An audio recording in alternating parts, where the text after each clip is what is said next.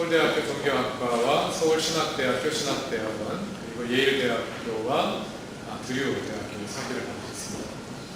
저하고 배동만 목사님이 만나게 된 것은 예일대학교에서 석사과정을 1997년부터 99년까지 같이 했어요. 그 해에 유난히 한국 학생들이 많이 들어왔습니다. 네, 아마 무슨 사정이 있었는지 학교에 한국 학생들을 많이 뽑아주는 덕에 저도 이제 묻어서 다시 이제 들어갔었거든요. 근데 또 유난히 또 그때 나이 든 학생들이 많았어요. 제가 34살에 유학을 갔는데 제 또래 학생이 5명인가 있었고 우리 배동만 목사님이 우리보다 한 6학번 아래였나 5, 6살 아래. 네, 우리는 30대였고 여기 20대. 네, 그러니까 우리는 늦깎이 유학생이고 여기 이제 제 나이에 유학으로 우리가 가장 부러워하는 젊은 이제 그 동생이었는데요. 아주 친하게 지냈습니다.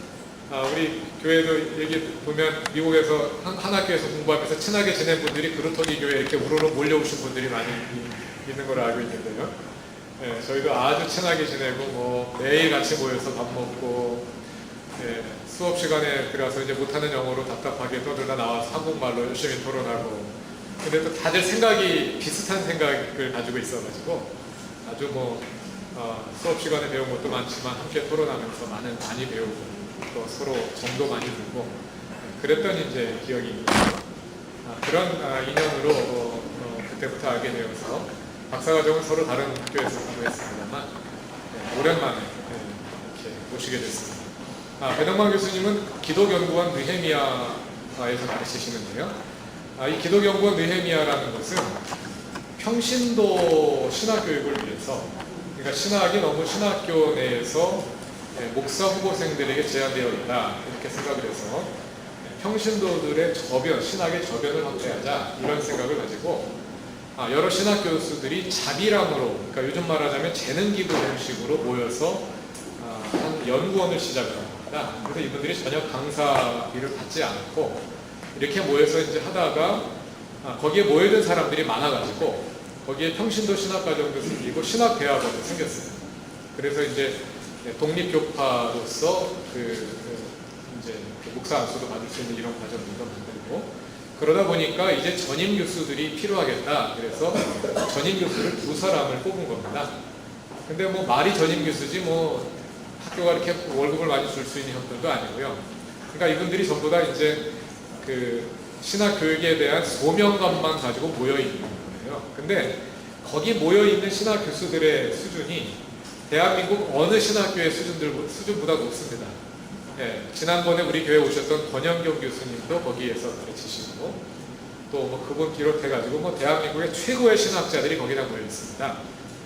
근데 이제 다 아주 열악한 환경에서 배동만 교수님도 원래 다른 신학교에서 잘 있다가 거기 때려치우고 금년에 이제 아예 기독연구원 느헤미야 교수로 가셔가지고 고생을 자처하면서 살고 있는 그런 분이에요. 다 실력도 있고 뜻도 있고 그러면서 한국 교회 개혁의 프로그램을 가장 앞장서서 제시하고 있는 그런 하나의 그 연구 집단이기도 합니다. 그래서 기독연구원 느헤미야에서 계속해서 개혁적인 교회 개혁을 청사진을 제시하는 또 교회란 무엇인가, 목사직이란 무엇인가, 또 교회에서 이루어지는 여러 가지 설교를 어떻게 해야 되는가, 또 여러 가지 주제들을 가지고 계속해서 이제 세미나나 심포지움을 조직해서 사람들을 모아서 함께 토론을 하기도 하고요.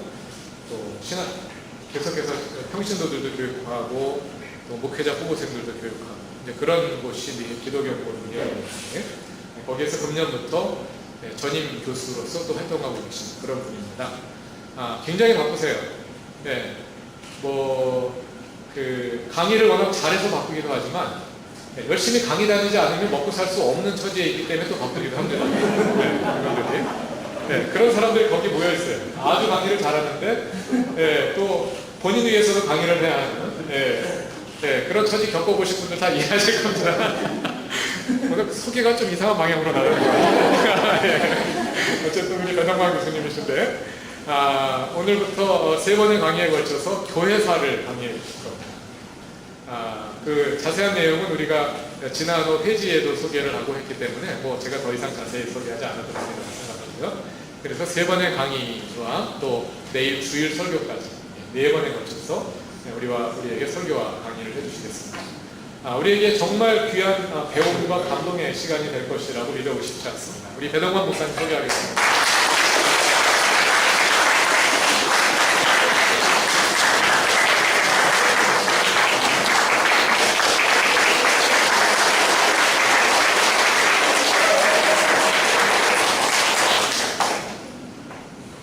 이런 소개를 받기도 처음이에요. 감사드리를 많이 준 것 같습니다. 저는 그 수련회를 와달라고 해서 당연히 부흥회를 할 거라고 생각을 하고 있었는데 어느 날 강의안을 보내달라고 해가지고요 깜짝 놀랐습니다. 사실은 위에 올라가서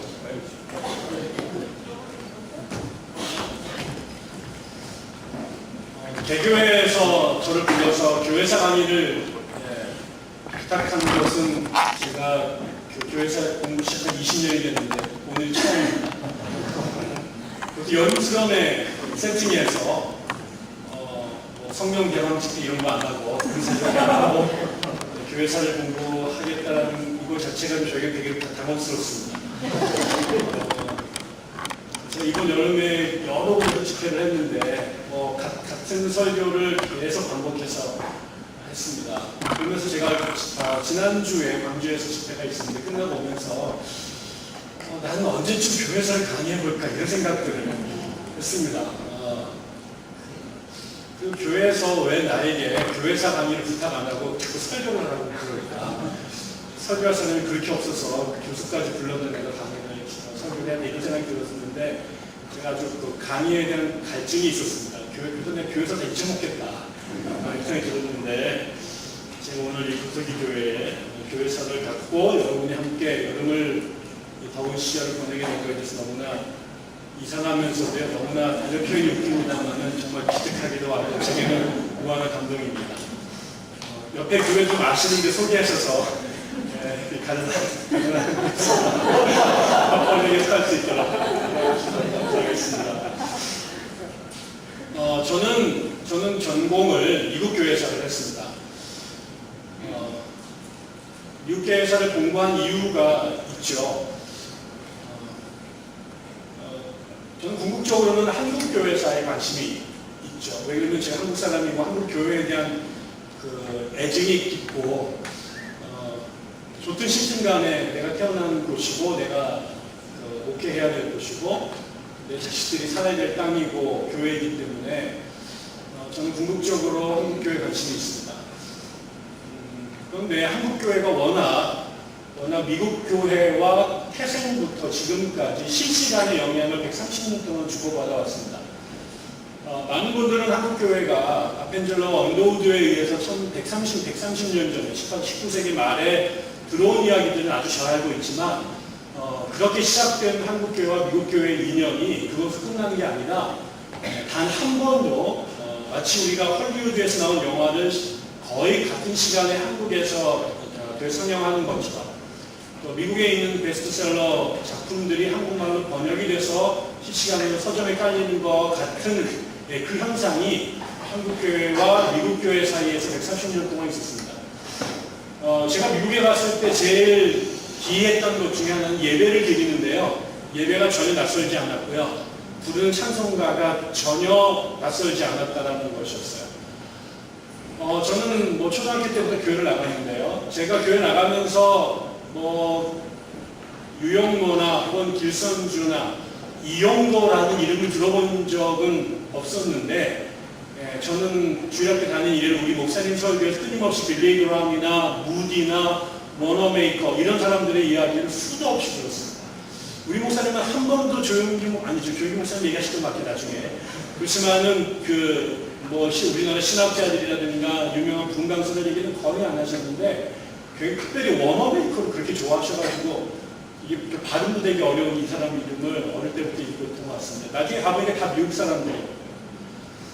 그래서 우리나라가 얼마나 많이 미국화되어 있는지 지금도 여러분 미국의 우리나라 기독교 서점에 가서 베스트셀러 목록들을 쭉 보시면요 우리나라 한국인 그 저자들을 제외한 거의 대부분의 사람들은 미국 목사 혹은 미국 신학자들 우리나라의 신학대학의 교수들도 거의 절대 다수가 독일을 제외하면 몇 명의 소수의 독일 사람들을 제외하면 안 목사님도 저도 다 미국에서 공부를 했으니까 미국 목사님들의 영향을 받은 한국 목사들이 미국적 신학을 한국에 한국말로 소개해온 역사. 그래서 미국 교회에 어떤 사람들이 비아냥거리면서 표현했던 한국이라는 게 미국의 51번째 주다 이렇게 얘기했던 사람들이 있는데 아마 그게 기독교에 한정돼서 얘기하면 훨씬 더 그 말이 별로 틀리지 않을 것입니다. 미시간주에 가면은 그랜드 레피지라는 동네가 있는데요. 거기가 우리나라 파주시처럼 그 기독교 출판단지들이 모여 있습니다. 무슨 뭐 베이커라든가 그랜드 레피지 그 어드만이라든가 이런 출판사들이 있는데요. 어느 통계에 보니까 거기서 나오는 책들 중에 미국 국내에서 소비되지 않고 미국 영토 밖에서 소비되는 책들의 60%가 한국에서 소비가 됩니다. 그러니까 한국은 미국 출판 시장계의 가장 큰 마켓이고요. 심지어는 미국 신학교들도 한국 사람들이 아마 가장 많은 학비를 내고 다니는 집단 중에 하나일 겁니다. 이것이 결국은 한국과 미국이 그렇게 긴밀하기 때문에 두 나라의 영향이 깊은데요. 우리가 주로 한국교회사를 공부를 하면 언더우드 아펜젤러가 한국에 도착한 때부터 이야기를 쭉 시작이 되는 거죠. 그래서 마치 한국이 자생적으로 교회를 세워가는 것처럼 생각을 하지만 제가 본 생각은 달랐습니다. 한국은 아까처럼 미국의 것들을 한국어로 번역해가지고 교회를 세웠다고 보더라도 별로 틀리지 않는 그리고 가장 빨리 미국에 유행하는 것들을 한국에 수입하면 그 목사 혹은 그 교회가 최첨단으로 인정받아서 트렌드를 이끌어가는 게 한국교회였습니다. 지금도 그쪽의 안테나를 가장 빨리 아주 예민하게 돌리고 있는 강남에 있는 몇 개 교회들이 한국의 교회 전체 문화에 가장 큰 선두적 역할을 하고 있는 것은 바로 그렇습니다. 저는 그런 목적으로 이제 미국 교회사를 알아야 한국 교회를 이해하는데 굉장히 중요한 어떤 눈을 갖게 될 거다라는 생각을 갖고 미국에 공부하러 갔습니다. 근데 이게 되겠습니까? 미국 사람이 한국에 와가지고 한국 교회사를 공부한다는 게 어불성설인 것처럼 이게 영어도 잘 안 되는 친구가 전혀 백그라운드 없이 미국 교회사를 공부하는 것 자체는 지금 처음부터 잘못된 선택이었다고 같습니다. 지금까지 해내고 있습니다. 너무나 많은 책들이 너무나 많이 빨리 쏟아져 나오는데 도무지 따라갈 재주가 없고요. 거기다 또 원자료들을 읽어낼 수 있는 한국에서 미국의 도서관에 있는 자료들을 읽을 수가 없으니까 저는 이제 새로운 무언가를 만들어가지고 학계에 기여하기보다는 얄팍하게 아는 지식을 과대 포장해서 밥을 먹고 그러고 있는 것 같습니다. 그렇지만 워낙 이쪽 분야는 한국이 별로 소개되지 않았기 때문에 제가 내일 두 번째 강의에서는 미국 교회 이야기를 같이 한국 교회와 기독교에서 얘기를 하고 마지막 시간에는 한국의 교회 이야기를 같이 나누도록 하겠습니다. 그리고 오늘은 그 모든 것의 배경이 되는 교회사 이야기를 할 텐데 교회 역사가 2000년이 넘습니다. 그리고 맥클로 같은 역사학자들은 유대교부터 기독교가 나왔기 때문에 사실은 유대교사도 기독교사의 정도로 포함되어 있다 얘기를 하는데 이렇게 되면 3000년 시간이 되는데 그게 이제 다 다르게는 불가능하죠.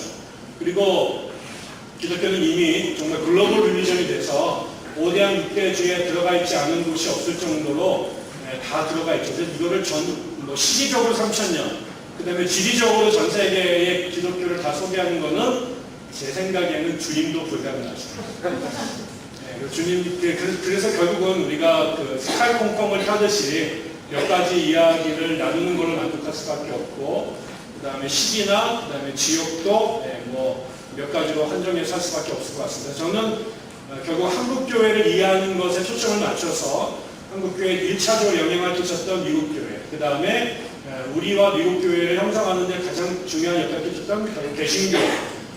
여러분 아시겠지만은 미국교회라고 하는 게 청교도들에 의해서 세워진 국가이기 때문에 그 청교도의 1차적 배경이 되는 종교개혁부터 저희가 500년만 이렇게, 그 다음에 서유럽을 중심으로 한 기독교에 한정돼서 이야기를 하겠습니다. 이것도 사실은 지금 제가 오늘 하는 요게 학교에서는 한 학기 수업 분량입니다.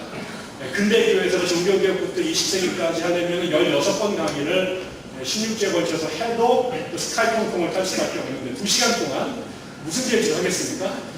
제 생각에는 아마 15세기를 하다 끝날 가능성이 농후하고요. 그렇지만 어떻게든 제가 좀 끌고 나가보도록 하겠습니다. 그리고 재교육도 좀 하면 좋긴 할 텐데 그럴 시간이 있을는지는 잘 모르겠습니다. 중간중간에 도무지 못 참겠다면 손 드시고 질문하시면 제가 받도록 하겠습니다. 또 이렇게 이게 너무나 많은 이야기들이기 때문에요. 사실은 뭐 이렇게 줌인해서 들어가면 종교개혁 하나만 갖고도 뭐 수년을 해야 또 우리가 파악하기가 어렵고 종교개혁 안에 들어가서 한 사람만 갖고도 평생 공부하는 사람들이 있기 때문에 불가능하죠. 그래서 저는 지금 오늘 나눠드린 강의안은 제가 몇 년 전에 종교학회에서 신비주의 주제로 연석 여러 종교가 포럼을 하는데 저한테 개신교 이야기를 해달라고 해서 썼던 글입니다. 그 신비주의란 말은 저희가 교회에서 별로 쓰지 않거나 혹은 쓸 때 되게 네거티브한 의미를 갖고 있기 때문에 요즘 저는 이 신비주의라는 말을 영성이란 말로 바꿔 쓸 수 있을 것 같다 생각을 했고, 그래서 영성이라는 말로 이렇게 개신교사를 몇 가지 이렇게 정리해 본 건데, 오늘 저녁 강의에는 이 강의안이 제일 좋을 것 같아서 제가 썼던, 이게 학자들을 대상으로 한 글이었지만 여러분이 참조하시면 좋을 것 같습니다. 제가 오늘 종교개혁부터 우리가 개신교의 500년 역사를 2시간 안에 마구마구 이렇게 빨리 정리해 보도록 하겠습니다. 여러분 많이 아시겠지만 내년이 2017년이고 종교개혁 500주년으로 봅니다. 이거는 그 종교개혁이 여러 지역에서 벌어졌고요. 사실은 어떻게 보는가에 따라 또 다른 논쟁들이, 기원에 대한 논쟁들이 있습니다만 1517년에 독일에서 마르틴 루터라고 하는 아우구스티누스회 소속 이 수사죠. 수사이면서 1502년에 세워졌던 비텐베르크 대학교의 신약학 교수였던 젊은 30대 초반의 무명의 신학자가 혼자 공부를 쭉 하다가요, 성서학 공부를 쭉 해오다가 자기 스스로 그 당시에 그 유럽을 지배하던 신학이 보통 스콜라 신학이라고, 혹은 스콜라 철학, 그냥 다른 말로 스콜라주의라고 하는 것이 그 유럽의 신학이나 대학들을 지배하고 있었습니다.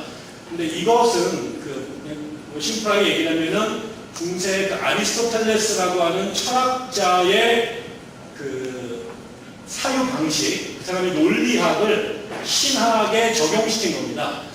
그래서 기독교의 수많은 주제들을 아리스토텔레스의 논리학으로 설명해 내려고 하면서 만들어진 신학을 우리가 스콜라 철학이라고 말합니다. 스콜라 철학은 주로 이렇게 얘기합니다. 저는 이 스콜라 철학이 상당히 좋은 교육 방법이라고 생각하는 사람 중에 하나인데요. 이런 겁니다. 예를 들어서 하나님은 사랑이시다 라고 하는 주제를 이제 그 신학자들이 설명을 합니다. 어떻게 설명하냐면 A팀과 B팀으로 나눠요. 그럼 A팀에서는 하나님은 사랑이시다 라고 하는 것을 증명해야 됩니다. 그래서 성경과 그 다음에 고대 교부들이 그래서 하나님이 사랑이시라고 하는 것을 증명하기 위해서 온갖 자료들을 갖다가 하나님은 사랑이 맞아 라고 A팀이 주장하게 하죠. 그러면 이제 B팀에서는 웃기지만 하나님은 사랑이 아니신 것 같아. 사랑일 때도 있지만은 더 많을 때는 등들도 거시기 하신 것 같고, 감정 파토스도 굉장히 강하신 것 같고, 징계하시고 저주하시고 막 죽인다고 그러고, 그래서 내가 더 겪어보니까 하나님은 꼭 그렇게 순둥이는 아니신 것 같아. 이런 거를 또 성경부터 교부신학 전체를 관통해서 반론을 제기합니다. 그럼 한쪽에서는 하나님은 사랑이신 것, 혼천쪽에서는 아니다 라고 하는 두 입장을 다 소개하게 되죠. 그럼 교회 안에서는 하나님을 사랑으로 생각하는 사람도 있고 하나님을 그 반대로 생각하는 사람도 있었구나. 그러면 이제 학생들이, 그럼 선생님 이 둘 중에서 뭐가 맞아요? 라고 학생들이 질문하면 선생님이 이 두 가지 중에서 자기의 입장을, 제3의 입장을 이제 개진하는 겁니다. 이렇게 되니까 학생들은 어떻게 하겠어요? 한 가지 주제에 대해서 상반되는 입장들을 다 소개받게 되는 거죠. 그리고 그것을 어떻게 종합해 낼 것인가 라고 하는 것. 그래서 나중에 그 중세의 그 피터 아벨라르, 피에르 아벨라 혹은 페트루스 아벨라르스 그렇게 이름 여러 분 이 사람이 Yes and No라는 책을 써요. 거기에 보면 같은 주제에 대해서 교회의 그 교부학자들이나 신학자들이 늘 상반된 얘기를 했었다는 것을 다 뒤져가지고 학생한테 보여주는 거죠. 하나님은 사랑이라고만 할 수 없어. 혹은 사랑이지만 사랑 아니야. 하나님은 영이시지만 영이 아니시기도 해. 뭐 이런 식으로 한 주제에 대한 상반된 입장들을 다 같이 제시를 했습니다. 그러니까는 공부를 그야말로 제대로 하는 거죠. 한쪽에서만 자기들의 입맛에 맞는 것만 가르친 게 아니라 교회 역사 전체를 통해서 양쪽의 것들을 다 그러면서 이제 이게 이제 그 아리스토텔레스의 논리학을 근거로 해서 A는 B고 B는 C고 A는 C야라고 하는 이런 것들을 갖고 가급적이면 논리적으로 상황들을 이성의 근거에서 설명하려고 했습니다.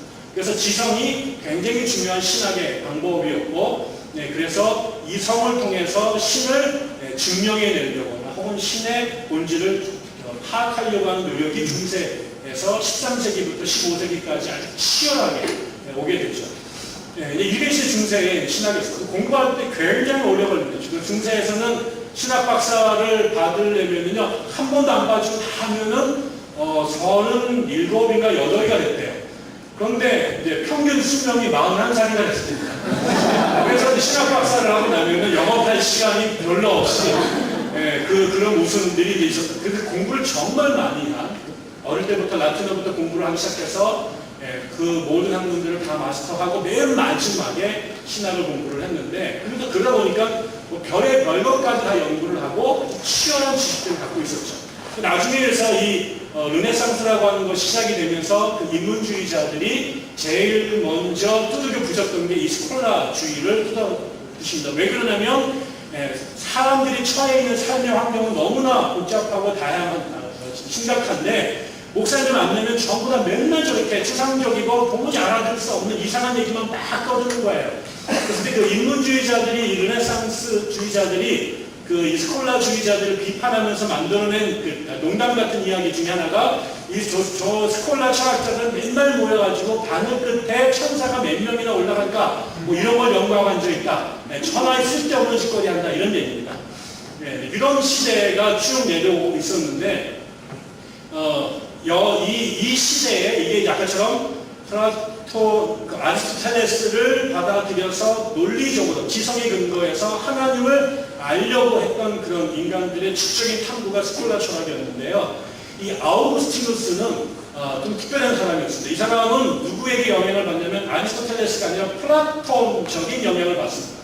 그리고 그 당시에 이시였던 아우구스티누스라고 하는 고대 교부가를 다시 발견해내는 일들이 벌어지고, 그런데 르네상스가 고전을 고대 로마와 그리스의 문헌을 만나게 되면서 그거를 다시 16세기에 적용하려고 한 노력들이 벌어지면서 그때 이제 고대 철학자들이 막 소개가 됐는데 오랫동안 잊혀졌죠. 적어도 한 300년 정도 유럽을 잊혀졌던 아우구스티누스가 다시 강조되기 시작하게 됐고요. 그런데 이제 아우구스티누스의 제일 중요한 신학적 기여는 여러 가지가 있는데요.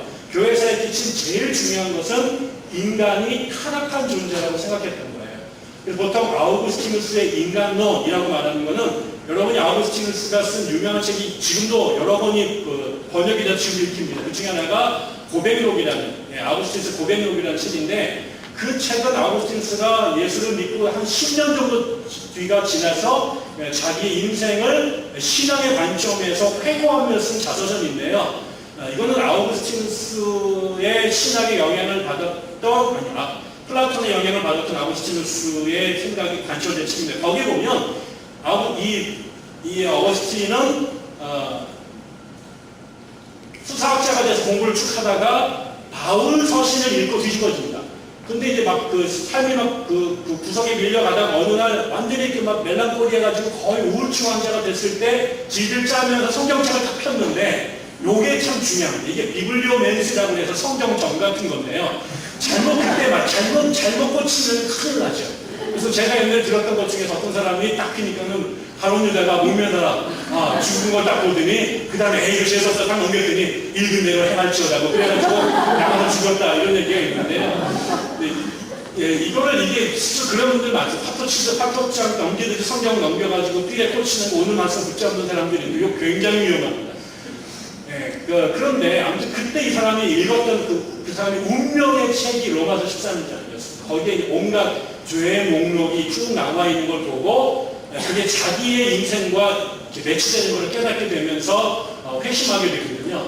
그래서 이 바울이 어거스틴에 의해서 읽힙니다. 그런데 다시 이게 뭐냐면 겉으로 보면 바울 신학이 어거스틴에게 영향을 준 것 같지만 또 다른 식으로 말하면 지금 어거스틴이 처해 있는 삶에 완전히 그 구타행에 처박혀가지고 인생의 막장에 있었을 때 그때 읽은 책이 바울 책이에요. 근데 그 바울 여러 책이 있는데 그 중에서 로마서였고 로마서에서 수많은 얘기가 있는데 인간이 얼마나 내적으로 부패한가라고 하는 이야기가 그게 탁 꽂혔던 거예요. 자기 지금 상황이 이게 눈에 딱 들어오게 된 거죠.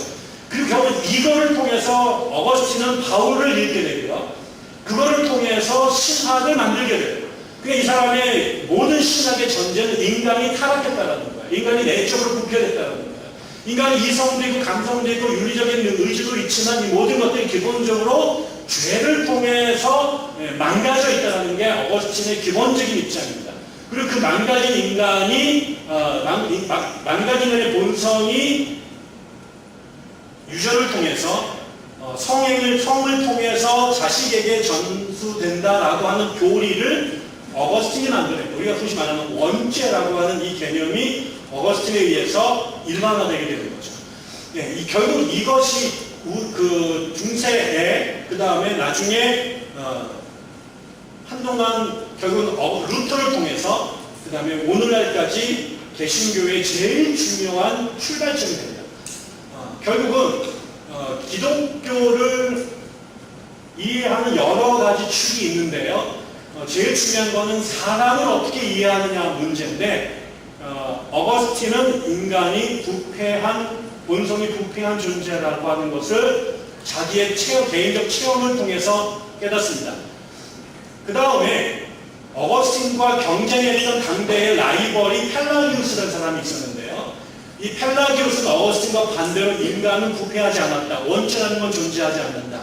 인간은 창조할 때 선하게 창조됐고 그래서 얼마든지 하나님과 함께 자기 구원을 위해서 일할 수 있다라고 하는 가능성을 열어놨어요. 그런데 어거스틴은 정반대로 인간은 완전히 썩어 문드러졌기 때문에 절대로 자기 스스로 구원을 얻을 수 없다라고 주장합니다. 그런데 이 두 가지 입장이 교회사 안에 물론 어거스틴이 대세고 일부로 펠라기우스의 사상이 계속 남아요. 근데 이 두 개가 왜 그렇게 됐는지에 대해서 우리가 고민해 볼 필요가 있어요. 그건 뭐냐면 펠라기우스는요 영국 출신의 수도사였습니다. 이 사람은 평생을 산속에서 수도원에서 수사들과 같이 용맹정진하던 사람이고요. 아우구스티누스는요 히포라고 하는 북아프리카의 큰 교회의 감독으로 일생 동안 사역한 사람입니다. 여러분 잘 보세요. 목회를 한 40년 정도 하게 되면 인간에 대해서 긍정적인 생각을 갖게 될까요? 부정적인 생각을 갖게 될까요? 제가 알기로는요, 이 땅에 가장 염세적인 생각이 밑에 빨리는 사람들이 노목사님들이십니다. 저는 목사님들이 정신병에 안 걸리거나 아니면 정신병에 걸리는 게 정상적인 그걸 견뎌내신 분들은 간병화에 걸리시는 분들이 가장 많다고 생각합니다. 왜 온갖 사람들이 교회에 있기 때문에 그래요. 사람들은 교회가 왜 저래, 기독교인이 왜 저 모양이야 라고 말하는데 저는 그거 틀렸다고 생각합니다. 예수님은 내가 온 것은 병자들을 위해서 왔다고 생각합니다. 여기 의인들의 집단이 아니라 반자들의 집단에 왔습니다. 오죽하면 예수 믿겠어요? 저는 그게 교회의 출발점을 생각하는 거예요. 여기는 완성된 사람들이 아니라 완성을 지향하는 망가진 사람들이 모인 곳이 어딘가요? 그러니까 온갖 불협화음과 삐걱거리는 사리가 날 수밖에 없는 거죠. 그런 사람들과 40년, 50년을 목회한 어거스틴이 인간에 대해서 인간이 원죄를 갖지 않았다라고 생각할 때 이거는 원죄의 덩어리, 집합체가 교회라고 생각하는 게 당연하죠. 근데 펠라기우스는요, 누구랑 만났냐면은 세상에서 가장 신을 닮기를 원했던 최정의 수사들이 모인 수도원에서 평생을 보낸 사람입니다. 여기에서 하나님과 합의를 꿈꾸는 정말 최고도의 국가대표급 영상가들이 모인 곳에서 같이 할 때 이거는 엄청난, 제가 그 안 목사님 만나러 간 건 아니었지만 예일에 가서 제가 만났을 때 제가 정말 평생에 몇 번 좌절감 느꼈던 것 중에 하나인데, 저도 서울신대 다닐 때는 공부 좀 한다고 하고 서울신대 대표로 예일에 갔는데 나보다 잘 다닌 명들이 너무 올라가는 거예요. 정말 똑똑한 사람이 세상에 많아요. 그러니까 이 명문대학과 비명문대학을 가는 건 되게 부끄러운 별 좋은 건 아니지만, 명문대학의 좋은 점 중에 하나는요, 저는 교수들 차이가 있다고 생각하지 않아요. 더 중요한 옆에 있는 친구들, 동료들이 너무 기라성 같은 친구들이 많고, 그것이 끊임없는 자극을 만들어내기도 해요. 선생님들도 훌륭하시지만 더 중요한 건 주변에 있는 동료들의 탁월함이 명문학교를 더 정말 철과 철이 만나서 갈아내는 것 같은 이런 것들. 결국 그렇게 되면 수도원에서 용맹정진하면서 평생 예수 믿었던 펠라기우스하고 인간 말종들이 모여있는 이 무시덩이 같은 곳에서 강경화 말기를 살아낸 아우구스티누스가 인간에 대해서 어떻게 생각할 것인가. 그거는 성경책을 읽기 전에 그들의 삶의 허전이 성경의 어떤 부분을 더 두드러지게 읽게 만들 것인가 라고 결정하는 거죠. 성경에는 인간을 타락한 존재로 보지만 인간의 가능성들을 지적한 것도 적지 않게 많이 있습니다. 인간의 원죄를 강조한 것도 있지만 인간의 사랑과 책임을 강조한 것들도 상당히 많이 있습니다. 그런데 문제는 그것들을 다 읽어내는, 공평무상하게 읽어내는 게 아니라 내가 어떤 환경에서 성경을 읽는가에 따라서 어떤 귀절이 더 강조점 있게 들어오고 어떤 것들은 안 읽혀집니다. 저는 이런 요소들이 펠라기우스와 아우구스티누스가 인간에 대해서 다른 이해를 갖게 되죠. 지금도 우리나라에서 인간의 책임을 강조하는 그룹들이 있어요. 그거는 가장 레디컬한 그룹들입니다. 그리고 오직 하나님의 은총으로 구원받았다고 생각하는 사람들이 있습니다. 누가 그런 얘기할까요? 신학자들은 혹은 사회운동하거나 개혁하는 사람들은 인간의 책임과 가능성들을 훨씬 더 강조합니다. 그런데 교회에서 목회하는 목사님들은 거의 100% 어거스틴주의자입니다. 그럴 수밖에 없죠. 왜냐하면 이 사람들한테 니네 구원이 너한테 있어라고 말하면요 100% 지옥 갑니다. 그러니까 하나님 아니면은 우리가 구원받을 수 없다는 것들을 알게 되는 거죠. 그래서 현실의 대중과 만나는 사람들은 어거스틴주의자가 되는 경향이 강하고, 그 다음에 수도원이나 아니면 사회에서 온전한 기독교, 더 레디컬하고 순전한 기독교를 찾는 사람들은 펠라기우스주의자가 될 확률이 훨씬 더 높습니다.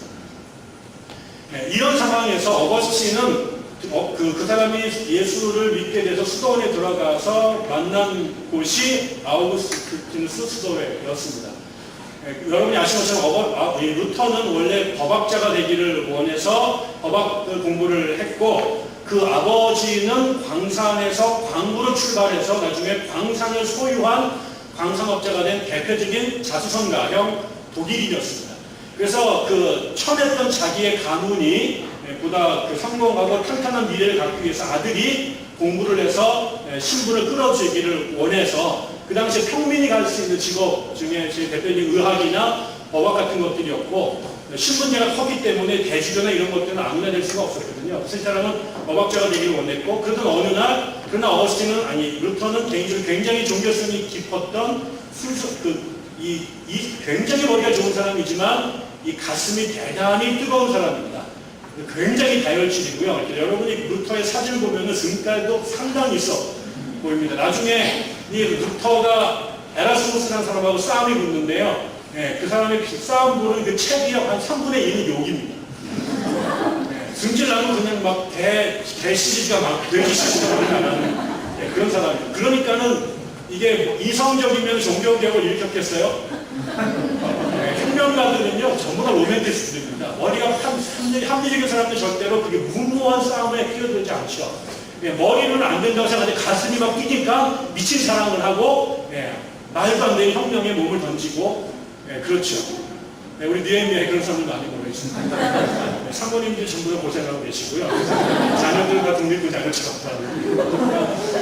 근데 이 루터가 신을 경험하게 되고, 그 다음에 수도원에 들어갔는데 그게 마침 아우구스티누스 수도회였고요.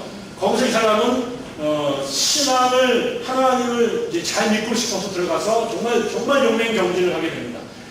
그런데 그런데 루터에게 중요한 변화, 보통 탑의 체험이라고 하는 중요한 사건이 벌어지는데요. 그거는 루터가 바울 서신을 계속 읽다가 로마서 1장에 나오는 의인은 믿음으로 말미암아 살리라 라고 하는 이 문제, 이 규절을 정말 패러다임이 바뀌는 전혀 기존과는 정반대로 읽어내는 경험들을 하게 됩니다.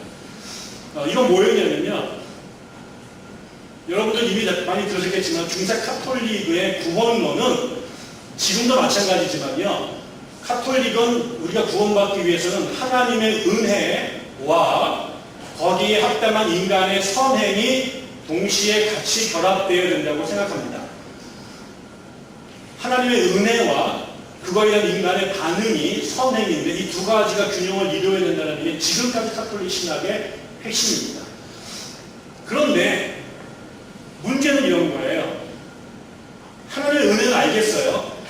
근데 우리가 하나님을 믿는 것, 그 믿는다라고 하는 것에는 지적인 것, 그 다음에 의지적인 것도 포함이 되지만은 선행을 실천하는 것도 포함이 되는데, 문제는 뭐냐면 도대체 얼마만큼 착한 일을 해야 하나님이 만족하실까라고 하는 거에 대해서 성경은 어떤 얘기를 하고 있지 않아요.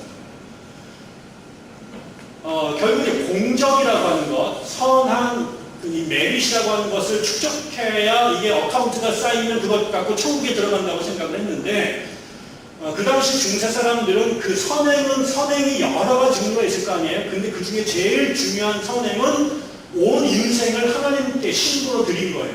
그래서 성직자가 되는 것이 인간이 드리는 가장 천당에 갈 수 있는 공적을 많이 쌓는 것이고 뭐 그 외에 자선을 행하는 것 이런 것들도 같이 있었습니다. 그래서 중세 사람들은 자선을 행하는 것이 굉장히 중요한 일이었어요. 그래서 부자들은 늘 밖에 나가서 주머니에 동전을 갖고 나갔고 지나가는 거지들에게 동전을 나눠주는 이 행위가 공적을 쌓는 것이라고 생각을 했죠.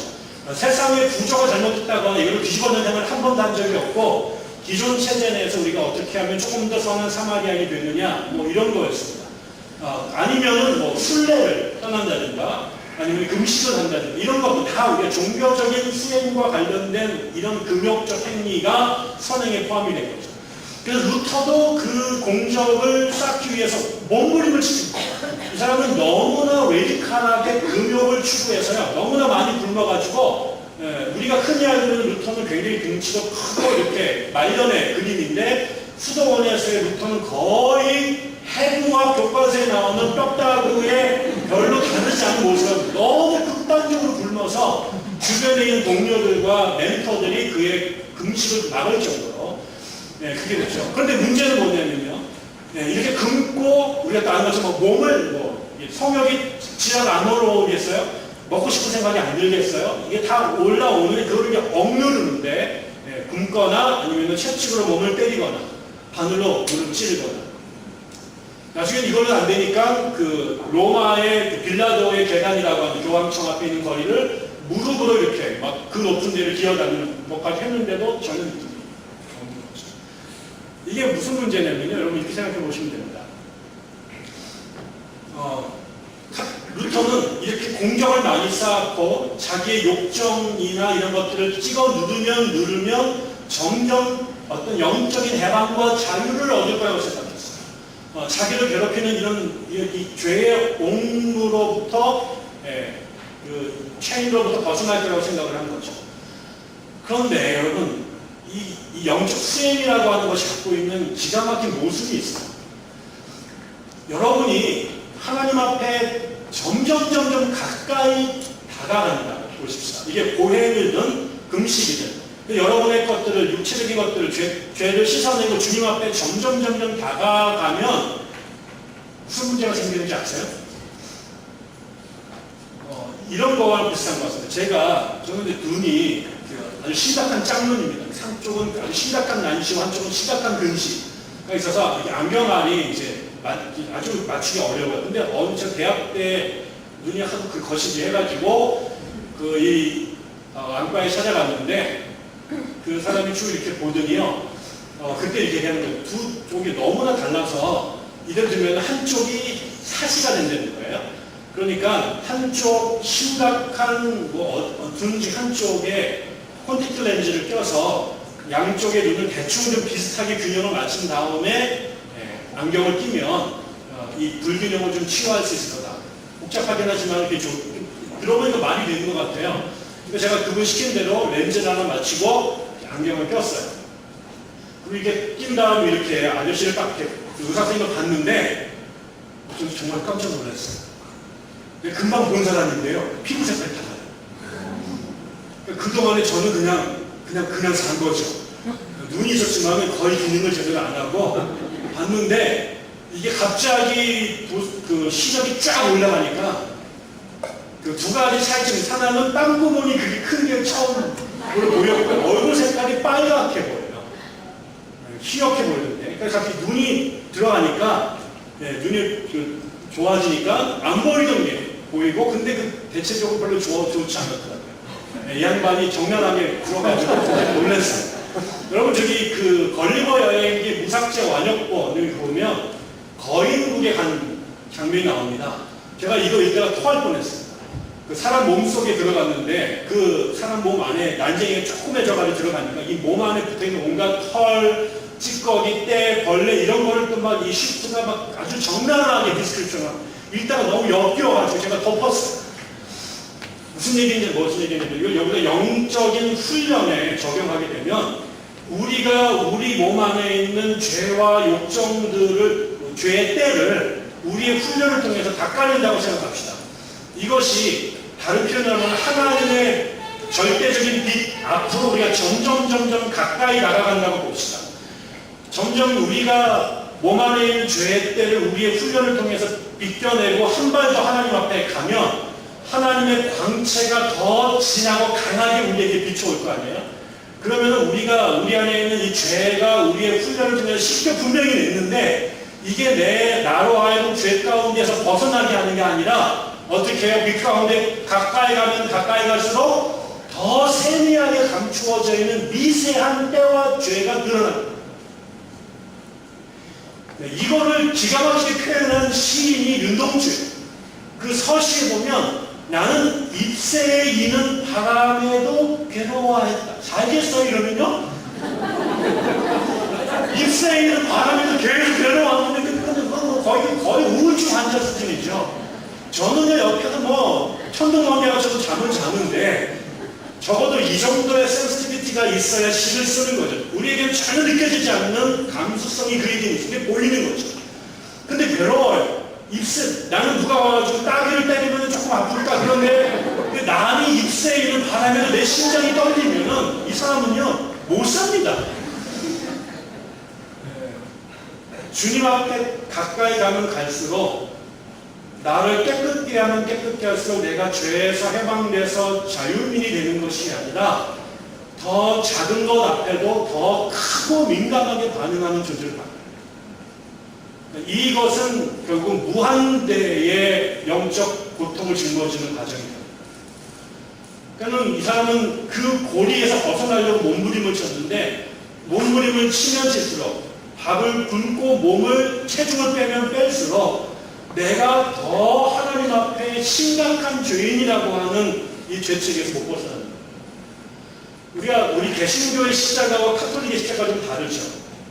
거기에는 주님의 형상이 달려져 있죠. 거기 아주 처절한 고통 가운데 예수가 매달려 있어요.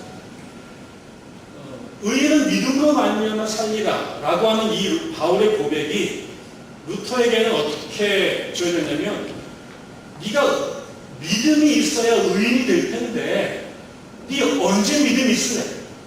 네가 믿음이 없으니까 예수가 계속 저렇게 달려 고통당하잖아. 너 때문이야. 너 같은 놈들 때문에 하나님의 아들이 저렇게 죽어야 돼. 너 때문에 오늘 예수는 또 한 번 십자가에 달렸어.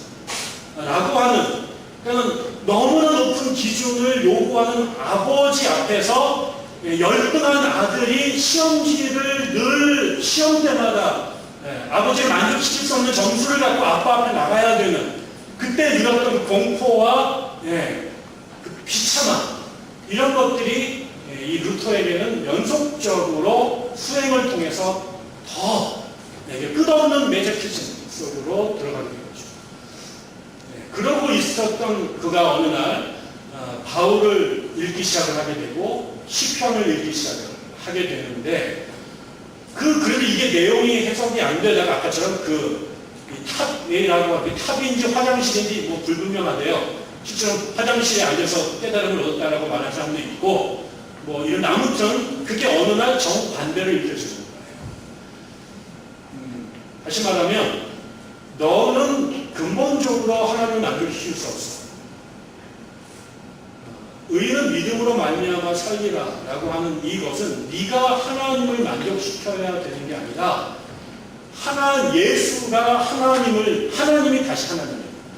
하나님이 스스로 아들로 표현된 예수님이 우리가 만족시켜야 될 그 부분을 이분이 순종함으로 다 만족시키고 그분이 만족시킨 그 성적표를 만족시킨 그 결과물을 우리에게 넘겨주신 거야 라고 하는 거죠.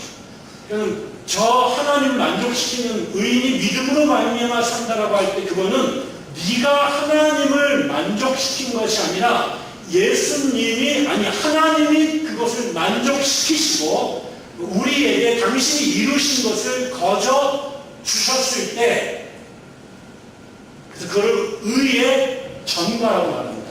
내가 하나님을 만족시킨 것이 아니라 예수가 하나님을 만족시키고 거기에서 얻어낸 그 결과물을 우리에게 전가시키셨다. 마치 죄를 짓고 밖에 나갔던 탕자가 거짓골로 정말 그 참담한 모습으로 돌아왔을 때 그의 누더기를 아버지가 비단 등침으로 만든 옷을 벗어서 그의 몸에 씌워주셔서 그의 죄와 더러움을 가려주셨던 것, 이거를 전가라고 설명하는 거죠. 그래서 결국은 이 십자가에 달렸던 예수가 너는 왜 곧다이를 살아? 라고 우리의 목을 조이는 무서운 진노하신 하나님이 아니라 네가 이 지경에 달렸어야 될 이 모습을 하나님께서 너를 대신해서 여기에 달리셨으므로 너는 이렇게 죽지 않아도 돼. 이 고생하지 않아도 돼. 이건 너와 상관없어. 라고 하는 것으로 다시 읽게 된 거죠.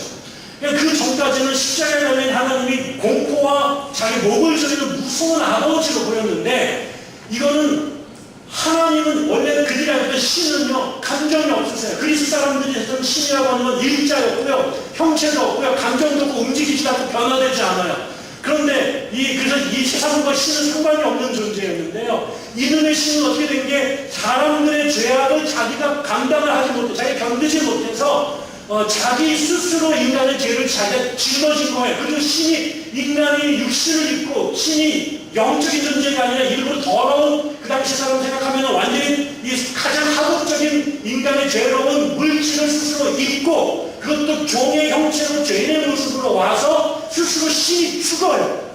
이런 것은요 그 당시 사람들이 생각해서 어떤 곳에 이런 신은 존재한 적이 없는 거예요. 특별히 그리스 로마의 신은 이런 신은 존재한 적이 없어요. 인간이라고 장난치고 데리고 노는 게 주피터고 이런 인간들인데 이 신은 인간을 위해서 자기가 가장 경멸하던 육신을 입고 들어와 대신 죽어요. 이거를 루터는 스캔이라고 했어요. 이건 하나님 신이라고 하는 거는 이게 신이 아니거든요. 근데 신이 인간을 위해서 이 지경까지 내려간 거예요. 그러니까 그 로마서에는 너희들의 이 십자가는 우리를 채찍질하는 그런 무서운 교도관의 자비가 아니라 인간의 언어로 이것보다 더 내가 누군가를 사랑한다라고 말할 때 이것보다 더 극단적인 언어와 설명과 논리가 없는 거죠. 저는 이런 생각을 하게 됐어요. 제가 유학을 처음 갔을 때 공부를 지지를 못해가지고 영어 하나도 안 들리고 없어서 제가 노트가 없어요. 뭐 리스닝이 돼야지 뭐 받아잡죠. 그래서 리딩으로 버티는데 뭐 겨우하나 페이퍼 내고 빨간 건 줄을 다 치고 엎어도 못 알아듣겠다고 계속 이런 얘기인데 근데 거기 너무 열등감이 심했어요. 근데 어느 날 공부 끝나고 방에 들어왔는데 우리 딸내미가 한 6개월, 7개월 정도 되어 있었던 아이인데 이 아이가 크림에서 천사와 같이 자고 있는 거예요. 근데 뭐 제가 눈물이 툭툭툭 나요. 얘는 아빠한테 납치당해가지고 미국으로 왔는데 얘를 납치해온 아빠는 너무나 무능한 거예요.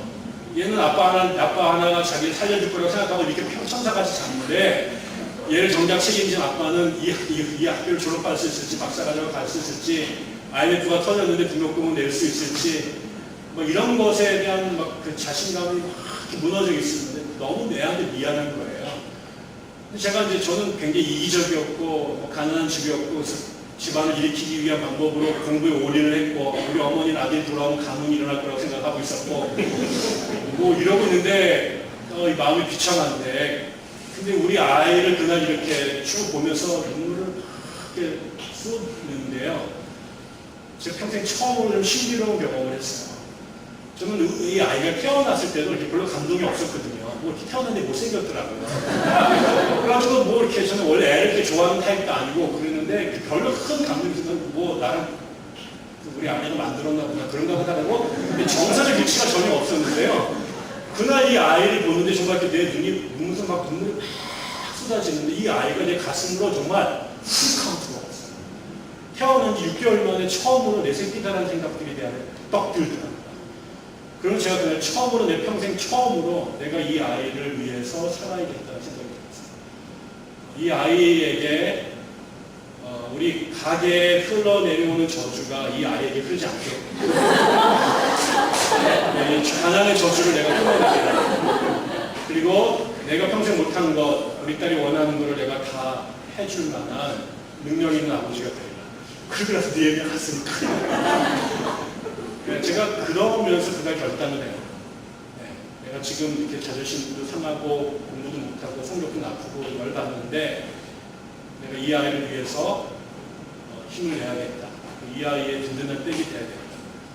그래서 거의 하나님 앞에 내가 회심하는 거에 준하는 경험을 그날 제가 우리 딸아이 앞에서 합니다.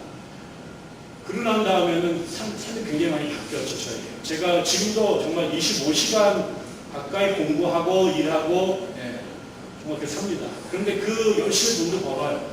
근데 그 버는 것의 가장 큰 목적은 우리 아이들을 잘 키우기 위해서예요. 저는 그냥 스타벅스 한 잔 먹을 만큼 돈이 있으면 책 한 권 사면 그걸로 만사의 행복인데.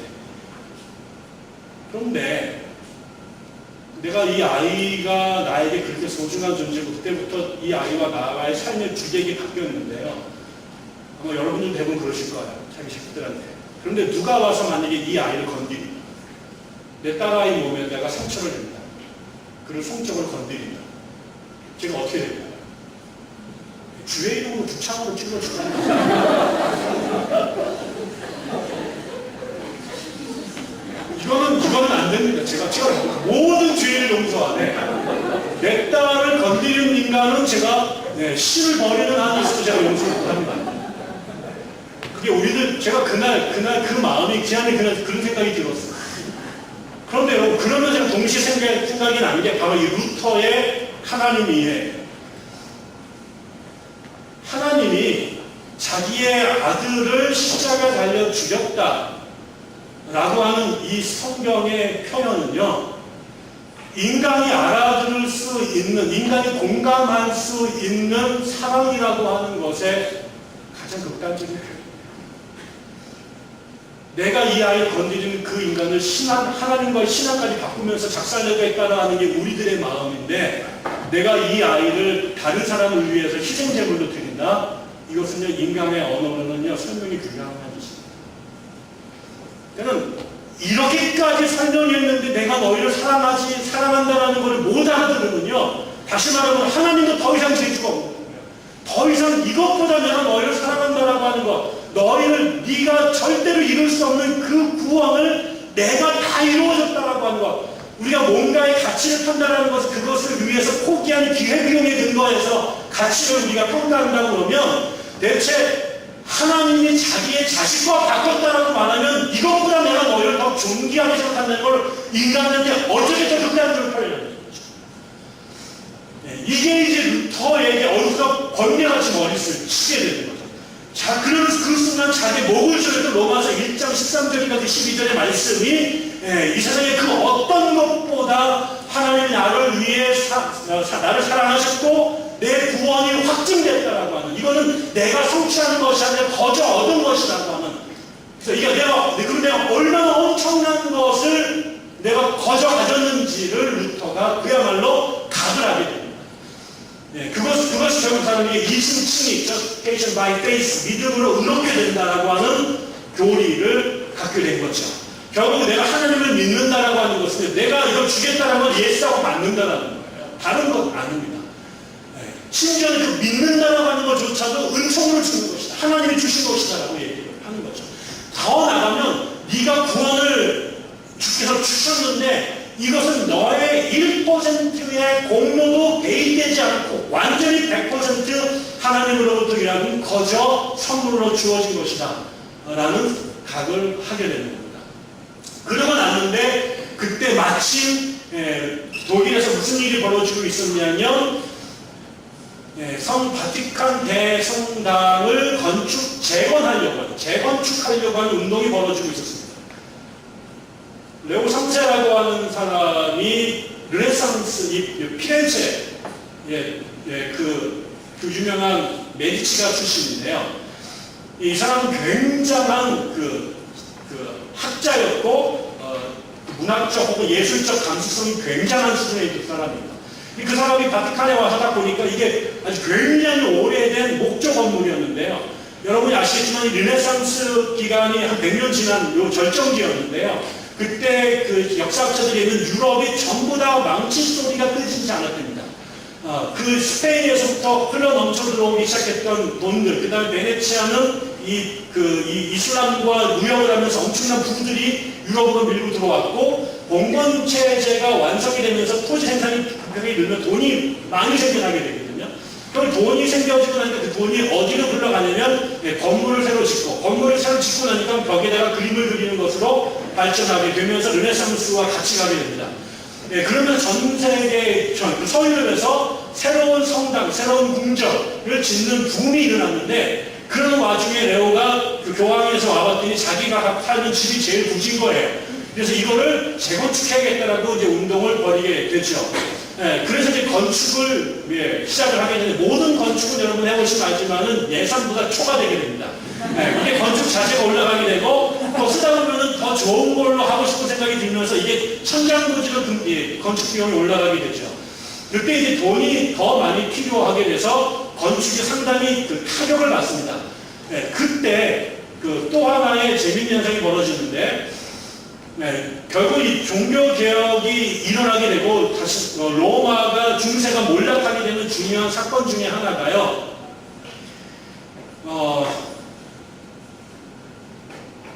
이 돈이 많아지고, 그 다음에 돈이 교양을 만들고 문화를 만드는데, 이 문화라고 하는 것은 점점점 올라가지 내려가지 않거든요. 더 좋은 거, 더 멋있는 거, 더 화려한 거 추가하게 되는 거, 돈은 기하급수로 들어가게 됩니다. 근데 돈이 벌어지는데, 이 돈을 버는 과정에서 이게 정상적인 돈으로 들어오면 상관이 없는데요. 그게 어떤 생산에 비해서 소비가 넘어가게 되면, 우리나라도 젊은 아이들이 유흥비 마련으로 범죄를 저지르는 것처럼 비정상적인 판단을 하기 시작을 하게 됩니다. 그게 이제 교회 안에서 벌어지게 되면요, 무슨 일이 벌어지냐면 신학을 뒤집어 버립니다. 신학과 성경이 교회에 영향을 끼치면 이건 긍정적인 방향을 갖는데, 현실의 욕구가 더 강렬해지게 되면 이 현실의 욕구가, 현실의 상황이 성경을 다시 읽어버리게 되고요, 기존의 교리를 뜯어고쳐 버리는 일들이 벌어지기 시작합니다. 이 부분을 이해하기 위해서 중세의 중요한 것 중에 하나가 죽음에 대한 이해인데요. 중세는 전쟁이 끊이지 않았고요. 그 다음 우리가 무슨 의학이 발전하지 않았고, 수많은 전쟁을 거치고 나면 전염병들이 모르는 것들이 튀어나오기 시작하고, 이런 것들이 사람으로 하여금 죽게 되죠. 그 다음에 끊임없이 전쟁을 하게 되니까 남자들이 전쟁터에 맨날 끌려가 죽게 됩니다. 유아 사망률이 굉장히 높았고요. 그 다음에 성인 남자들도 천수를 다 누리고 죽기가 힘들었어요. 왜냐하면 그 당시에는 전쟁이 나면 농민들이 끌려나가서 전쟁을 해야 되는데, 그러다 보면은 살아남는 사람들이 별로 없게 되는 거죠. 다시 말하면 중세 사람들에게는요, 전쟁이든 혹은 흑사병이든 그 다음에 태어나면서 의학의 빈곤이든 죽음이 늘 상존하게 됩니다. 그 다음에 아까 말한 죽음 이후에는 하나님의 심판과 그 내세가 있는데 그때 하나님에게 잘 보이려면 착한 일을 해야 되는데 얼마큼 착한 일을 해야 되는지 모른다고 말씀드렸습니다. 이렇게 되니까 많은 사람들에게 중세 사람들이 제일 중요한 것은 죽음 이후의 삶에 대한 공포감입니다. 내가 산 걸로 가가지고는 내가 천당 갈 일은 거의 불가능해 보이게 되고 그래서 어떻게 하면 내가 죽음 이후에 지옥에 안 갈까라고 하는 이 고민이 무지무지 컸는데 이 고민을 해결해준 중세 카톨릭이 만드는 천재적인 시스템이 연옥이라고 하는 제도입니다. 이거는 현실적 필요와 신학자들의 지혜가 만들어낸 가장 중요한 해결책이죠. 이거는 연옥이라고 하는 것은 지하에서 지옥에 가기 전에 혹은 천당에 갈 수 있는 세컨 찬스를 주게 되는 겁니다. 그냥 바로 천당 지옥 가는 게 아니라 연옥이라고 하는 훈련소에 들어가서 한번 부르면 그거를 공로로 쳐서 천당에 보내준다는 거죠. 이게 나중에는 더 나가면요. 제가 이름을 잃어먹었는데 중세 부자들은 이것을 위해서 연옥에 그 다음에 뭐가 되죠? 연옥에 있는 기간을 줄이는 게 최고의 관심인 거죠. 연옥은 피할 수는 없어요. 근데 어떻게 하면 연옥을 빨리 통과해서 천당 가느냐? 근데 여기에서 만든 또 하나의 작품이 산 사람들이 죽은 자들의 고통과 이 감옥의 지하 감옥에 있는 이 그 수용 기간을 줄이는 데 영향을 주고 있다고 생각합니다. 카톨릭 교회는요, 개신교랑 중요한 차이점이 뭐냐면 교회의 멤버십을 산 사람뿐만 아니라 죽은 자들도 같이 교회 멤버십 안에 넣습니다. 여러분이 잘 아는 고대 교회가 카타콤이라고 하는 지하에서 예배를 드렸잖아요. 그것은 박해를 피하기 위해서 숨어 있었던 기능도 있었지만 더 중요한 것은 그 죽어있는 자기 순교한 혹은 먼저 죽은 성도들이 여전히 우리 교회 공동체라고 하는 것을 재확인하는 자리였다는 거죠.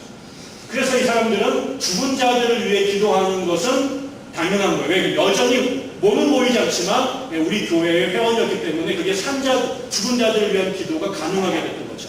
이런 것들이 발전이 돼서 연옥을 만들어내게 되고 결국 살아있는 사람들이 죽은 자들을 위해 기도를 열심히 드리게 되고 그 사람들을 위해 성금을 많이 하게 되면 연옥에 있는 그 사람들이 보석금을 받고 천당에 간다는 생각들이 지금 여러분 웃으시지만 걔네들 다 아멘했던 거죠. 그래서 어떻게 해요? 부자들은 자기 집에다가 촛불을 따로 짓습니다. 근데 이 촛불은 무슨 목적이냐면 돌아가신 조상님들을 위해서 신부가 24시간 기도의 공적을 쌓는 겁니다. 마치 우리가 이 불교 절에 가면 칠성각이나 삼신각 같은 것들이 있어가지고 애 낳는 문제, 재물 문제를 위해서 또 이렇게 특별히 스님이 별도로 이렇게 알바를 하시는 것처럼 교회에서도 집안에서 돈 있는 사람들이 사적으로 사제를 고용해서 조상님들을 위해서 기도하는 시간들을 마련했던 거죠. 이게 실제로 이렇게 해서 이 목적으로 지어진 건물들이 지금 중세가 있었던 서유럽에 가면 상당히 많이 나와 있습니다. 이런 것들에 근거해서 이 죽은 자들의 그 연옥의 기간을 줄이는 것이 굉장히 중요한 문제였는데요. 여기에서 이것과 관련된 아까처럼 죽은 자를 기도하는 것 말고 또 하나의 혁신적인 방법이 창간됐는데 그건 뭐냐면 면죄부라는 것입니다. 이 면죄부라고 하는 건 원래 말은 사람들이 죄를 지면 그 카톨릭은 이 죄가 구원과 관련된 죄와 사소한 죄를 나눕니다. 구원과 관련된 죄는 사제들이 어찌할 수 없는 하나님의 절대 권한인데 그냥 부인의 주머니에서 한 2만 원 빼가지고 소주 한잔 마시고 이런 것들은 지옥 보내기를 거시기 하잖아요. 이건 지옥 가는 대신 변소를 3일 동안 친다든가 빠따를 2대 맞는다든가 이 정도로 처분하는데 이런 죄, 구원과 관련되지 않은 사소한 죄를 사제에게 고해를 하면 거기에 대해서 그 죄를 씻을 수 있는 벌을 내립니다. 그리고 벌을 수행하게 되면 너는 이 죄에서 해결을 받았어 라고 목적으로 증서를 하나 써줘요. 그게 인덜전수라고 하는 면죄부 혹은 명벌부라는 것이었어요. 근데 이게 이제 성격이 확 변하는 사건이 벌어집니다. 그게 뭐냐면은 십자군전쟁입니다. 11세기 말에 이제 이 이슬람들이 7세기부터 옛날에 기독교 지역을 전부 다 점령을 하면서 이슬람으로 바꿔버리면서 특별히 기독교 성지였던 예루살렘이 이슬람 손에 들어가자 그 성지를 탈환할 목적으로 군대를 일으킵니다. 그런데 이때 유럽은 상비군이 없었거든요. 상비군이 없었고 이거 상비군 생각 한참 뒤인데 그러니까 그때마다 전쟁이 나면은 이 사람들을 데리고 왔었어야 된다고요. 그런데 이 목적으로 전쟁터를 지금 쫙 예루살렘까지 서울을 가야 되는데 누가 가겠어요? 자기가 그러니까 이때 이 교황이 이 십자군을 모집하는 여러 가지 유인책 중에 하나로 면죄부를 발급합니다. 그래서 이번 십자군 전쟁터에서 전쟁하다 죽으면 면죄부를 발행해서 바로 천당합니다. 연호도 안 거치고 바로 KTX로 천당 간다라고 이걸 끊어주게 된 거죠. 이게 이제 얼마나 매혹적이었는지 지금 여러분 전혀 감동이 안 오시는데요. 이거는 지금 군대 안 가는 정도가 아니라 지옥 가는 것을 지옥이 제일 큰 건데 지옥 안 가고 천당 티켓을 끊어준 거라는 거죠. 이러면서 면죄부가 교황에 의해서 이런 식으로 재해석이 되게 됩니다. 이게 이제 띄엄띄엄 이런 일들이 있었는데 지금 이제 16세기에 이 바티칸에서 성당을 재건축하는데 돈이 너무 많이 필요하게 됐고 이 돈이 필요해서 이렇게 답보 상태에 있었는데 그때 이 문제를 해결해 주는 사람이 알브레이트라고 하는 대주교입니다. 그런데 이 알브레이트가 이 사건에서 굉장히 중요한 인물인데요. 알브레이트가 어떻게 도와주냐면 이 교황이 필요로 했던 건축 자금을 알브레이트가 지급을 해줍니다. 근데 이 사람의 돈이 자기에게 없어요. 근데 그 당시에 독일의 은행가가 푸거라고 하는 집안이 돈을 다 갖고 있었던 은행가. 이 사람들한테 돈을 먼저 알브레이트가 다 빌려서 먼저 바티칸에 보냅니다. 그러면 이 어마어마한 돈을 자기가 채워넣어야 될 거 아니에요. 그런데 얘가 왜 이런 짓을 했을까? 제가 한 가지 더 빼먹었는데요. 여기에 이 사람이 교황한테 괜히 돈을 준 게 아니라 자기가 이미 굉장히 큰 브란덴부르크인가 거기에 대주교였어요. 그런데 쾰른인가 하는 더 큰 교구가 있어요. 이게 돈이 제일 많아요. 부자들이 사는 그 동네인데 이 교구의 대주교 자리도 이 사람한테 달라고 그런 거야, 교황한테. 그럼 내가 이 두 개의 교구에 동시에 대주교로 취임을 하는 대가로 내가 건축비를 내겠다. 이렇게 뒤에서 이걸 한 거죠. 결국 이게 뭐예요? 성직 매매라는 거죠. 성직 자리를 이 사람이 자격이 있어서가 아니라 교황이 사적인 이유로 성직을 돈 주고 판 겁니다. 근데 이 성직 매매가 결국은 무슨 일이 되겠어요? 이 사람이 지금 여기에 들어간 이유가요, 하나님 나라와 뭐 성시화를 들어간 게 아니에요. 여기서 나오는 돈이 어마어마한 왜냐면 그 교회는 어마어마한 수입들이 들어오는데 다 11조를 내거든요. 그 11조에 들어온 돈이 교구의 제일 위에 대주교에게 오게 되어 있습니다. 거긴 이런 겁니다. 만약에 밑에 대교구가 있고 교구가 있고 밑에 지역 동네 로컬 교회가 있으면요, 여기서는 헌금들이 다 위로 들어오요. 그 중에 여기다 갖다 상납금이 있었고요. 그 다음에 예를 들어서 내가 이번에 그 A 동네에 주교로 가게 되면 그 주교가 되는 1년의 수익을 대주교에게 상납하게 되죠. 1년 동안 이 사람은 자기한테 돈이 안 옵니다. 다 바쳐야 됩니다. 그리고 만약에 C교구가 벼 있어요. 그러면 C교구에 원래 그 감독한테 줄 사례비가 있잖아요. 그럼 이게 묶이는 게 아니라 그 윗사람한테 됩니다.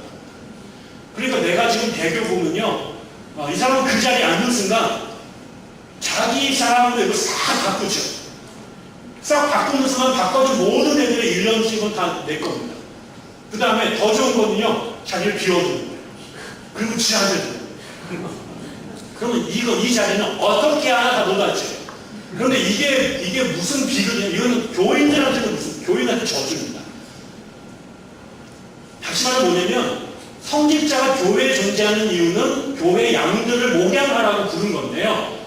이 사람이 성직자를 임명을 안 해버려요. 그럼 우리 교회 담임 목사가 없는 거예요. 그 다음에 한 사람이 두 군데, 세 군데를 동시에 차지를 해버리면 관리를 다 할 수가 없게 되잖아요. 그럼 여기에 교회 가면 저기는 빵꾸나는 거예요. 결국은 이 성직 매매라고 하는 것이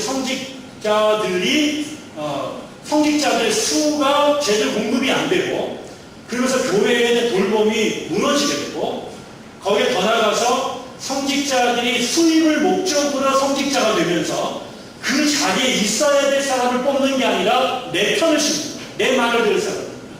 나한테 돈 줄 놈들을 뽑는 거죠. 그러니까 그때부터 이 모든 것의 불행은 그 교구 성도들이 온전히 다 뒤집어 쓰게 되는 거죠. 결국 이게 카톨릭 교회가 망해가는 가장 분명한 증거입니다.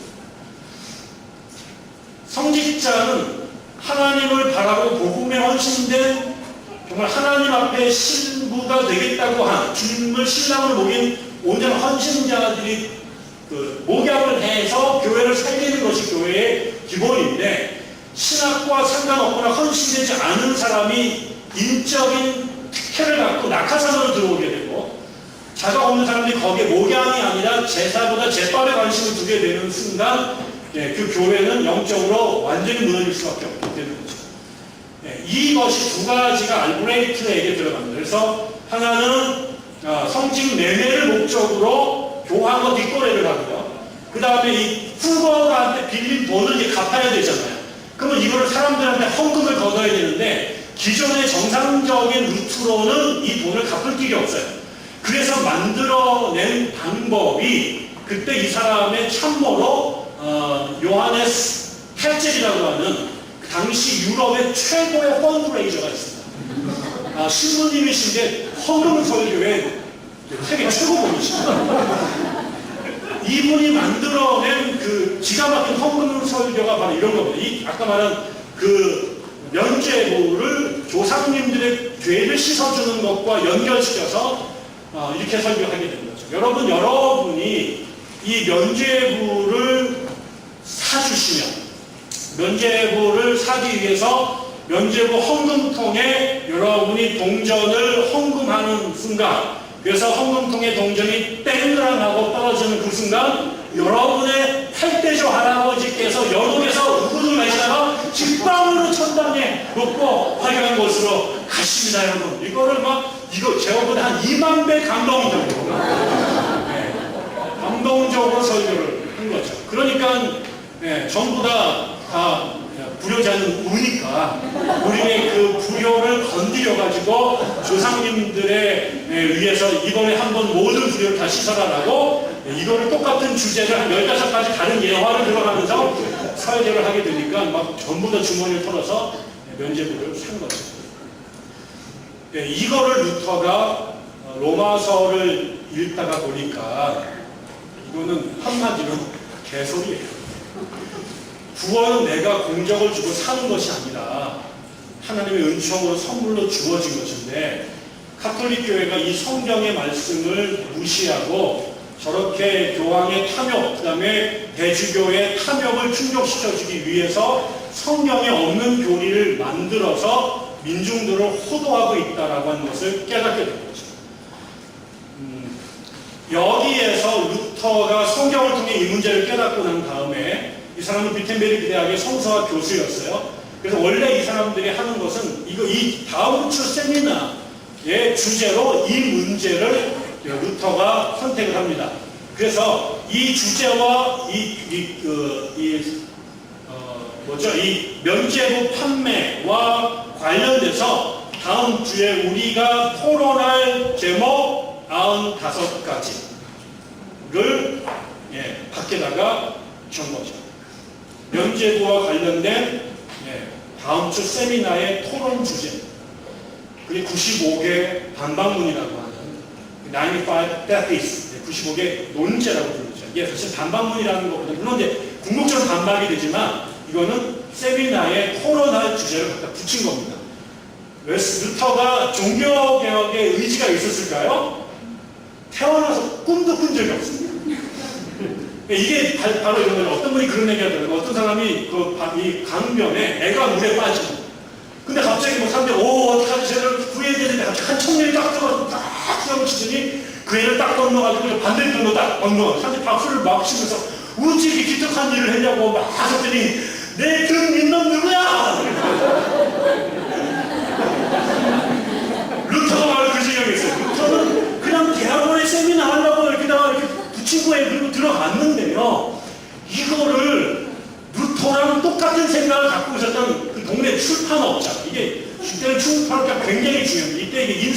나와가지고요. 찍어내기 요 시절, 이때는 이게 이 출판업자가 출판사죠. 인쇄업자가 출판업자인데, 얘네가 지금으로 말하면 그러니까 우리 말하면 구글이나 아니면 네이버의 회장 정도 되는 겁니다. 이 사람이 이거를 인쇄소를 딱 찍어, 얘네들 손으로 다 필사했단 말이에요. 대자보 하나 쓰려면 얼마나 힘듭니까? 근데 그거를 이거를 활짝 집어넣어가지고 그냥 뭐 수천 장을 찍어낸 거예요. 그리고 이거를 뿌려버려요. 근데 이게 뿌린다고 뿌려지겠어요? 다시 말하면 루터가 그 생각을 한 게, 루터는 신학적으로 답을 찾았지만 이게 말이 안 되는 것 같다는 생각을 정신이 제대로 바뀐 공부한 애들은 이미 다 알고 있었던 거죠. 그런데 이거를 뭐라고 말하겠지 잘 모르겠고 또 말할 용기도 없었는데, 어떤 애가 내가 막 어디가 긁어올지 몰라가지고 막 이러고 내가 퍽 찍어가지고 확 긁어버린 거예요. 이렇게 이게 막 본물처럼 이게 일주일 후에 유럽 끝까지 그 사람의 승리에 다 일그렸다는 거예요. 그러면서 이게 갑자기 그 다음에 인터뷰가 들어오고 방송 출연하고 이렇게 된 거죠. 그래서 자고 났더니 스타가 돼 있었다라고 생각이 든 거예요. 루터는 전혀 그런 생각이 없었어요.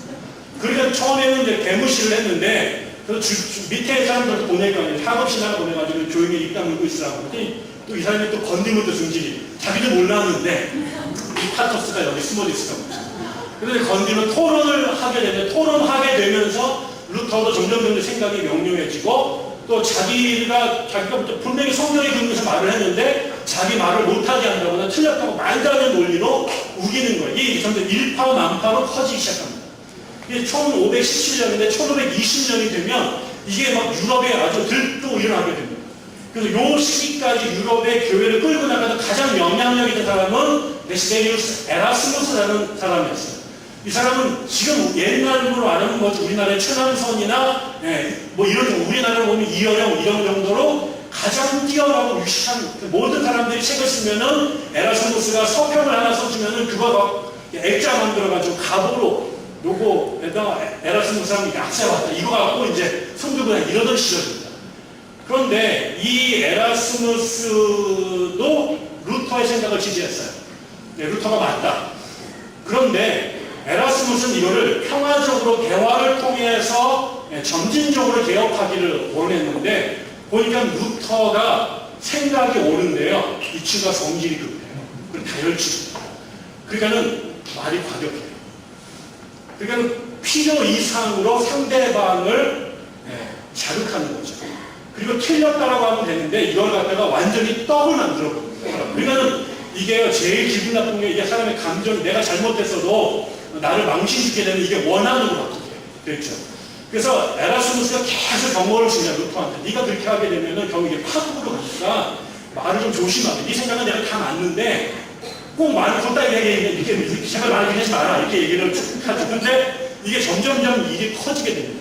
그래서 1522년에 루터가 세 편의 아주 중요한 논문을 연달아서 1년 동안에 전부 다 교회사의 기념비적인 작품을 3개를 쓰게 됩니다. 하나는 그리스도인의 자유이고, 하나는 독일 귀족에게 고학, 하나는 교회의 바빌론 유수, 이런 3편을 쓰게 되는데, 바빌론 유수에서는 교회가, 로마 교회는 7개의 성례전을 치르고 있었어요. 우리는 2개, 성찬식과 세례 2가지만 인정하는데, 카톨릭은 유아 세례에다가 견진성사, 그 다음에 혼인, 그 다음에 세례, 그 다음에 신부를 이제 안수하는 신품, 그 다음에 결혼, 그 다음에 죽기 전에 하는 종부, 뭐 이런 7가지를 성례전으로 다 인정을 했는데, 루터가 그걸 다 부정하고 예수님께서 직접 정하시고, 그 다음에 그것을 표현할 수 있는 물리적 상징 체계가 있는 것, 물이나 떡과 포도주 이런 것이 있는 것만 인정할 수 있다. 그래서 5개를 인정하지 않고, 처음에는 고해까지 인정했다가 나중에 고해까지 포기하게 되고요. 2가지만 인정을 하게 됩니다. 그리고 믿음으로 구원받는다라고 하는 이 부분을 명확하게 하게 되고요. 그 다음에 교회가 자정 능력이 성직자들에 의한 교회 개혁이 물 건너갑니다. 이 상황에서는 독일 귀족들인 평신도 당신들이 교회 개혁에 나서야 됩니다. 성직자와 평신도의 차이는 본질적인 것이 아니라 기능과 역할의 차이이기 때문에, 하나님은 여러분 모두를 성직자로 부르셨고, 그래서 지금 프로페셔널 성직자들이 기능을 못할 때 평신도인 당신들이 교회 개혁에 나서야 된다. 그 유명한 만인 사제설이라고 하는 주장을 하게 되는 거죠. 그 책은요, 지금 읽어도 목사님들이 미워할 그런 내용들을 너무 많이 읽었어요. 제가 지난 학기에 다시 다 읽었는데요. 완전한 이거는 거의 체제 전복적인 안기부에서 아주 싫어할 만한 그런 내용들이 너무 많이 이거를 500년 전에 교회를 하면서 기존 체제 전체를 부정하고 민중이가 일어나라 이런 얘기입니다. 그런 설교를 그런 책을 써내게 됩니다. 결국 이것이 일파만파의 영향을 일으키면서 결국 로마 카톨릭과 교회가 이제 분열될 수 있는 분기점이 됩니다. 이 사람과 같은 시기에 나이가 같아요. 뭐 몇 달 차이가 안 나는데 스위스 쥐리히에서 울드리 쯔빙글이라고 하는 이 사람이 쥐리히시에서 종교개혁을 주도합니다. 이 사람은 그 당시에 같은 인문주의라고 하는 것에 영향을 받았고 에라스무스의 영향을 받은 사람인데요.